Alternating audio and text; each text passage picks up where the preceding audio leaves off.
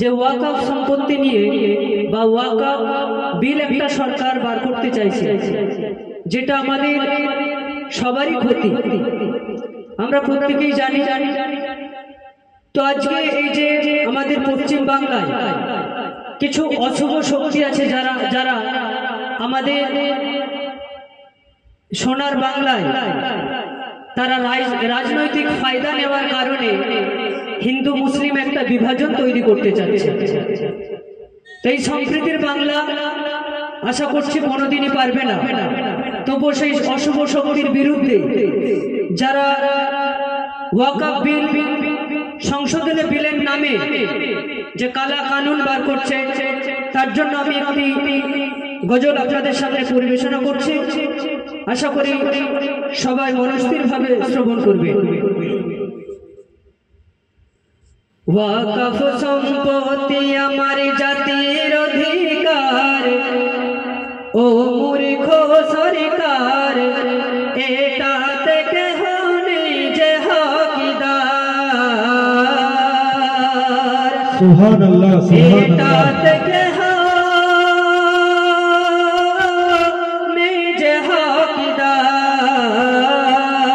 ওয়াকফ সম্পত্তি আমার জাতির অধিকার, ও মূর্খ সরকার, এটা থেকে হনি যে হকদার। এটা থেকে হনি যে হকদার।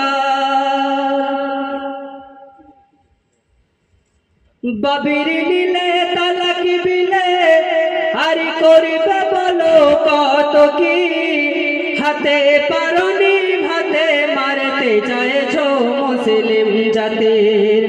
বাবির নীলে তালাক বিলে আর করবে বলো কত কি, হাতে পারনি ভাতে মারতে চাইছ মুসলিম জাতির। মনে হয় ভেবেছো তুমি মামার বাড়ির আবদার, ও মূর্খ সরকার। মনে হয় ভেবেছো তুমি মামার বাড়ির আবদার, ও মূর্খ সরকার, এটা থেকে হনি যে হকদার। এটা থেকে হনি যে হকদার। ওয়াকফ সম্পত্তি আমার জাতির অধিকার, ও মূর্খ সরকার, এটা থেকে হনি যে হকদার। এটা থেকে হনি যে হকদার। সব সময় বলছো তুমি মুসলমানদের তাড়াবে, জানি তো গদি থাকবে তোমার শোধ এই কথাতে।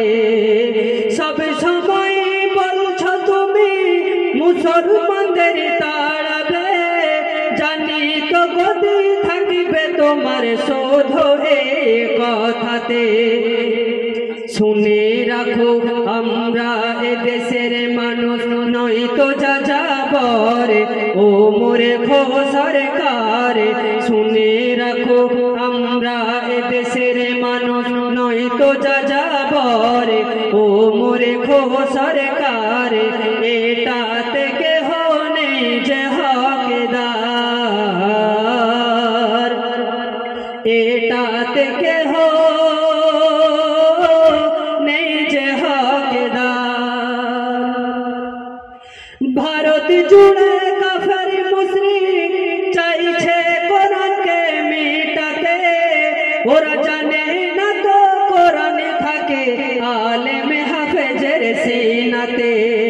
ভারত জুড়ে কাফের মুশরিক চাইছে কোরআনকে মেটাতে, ওরা জানে না তো কোরআন থাকে আলেম হাফেজের সিনাতে। জীবনে থাকতে তবু মোরা ছাড়ব না কোরআন, দুনিয়ায় যদি থাকে একটি মুসলমান।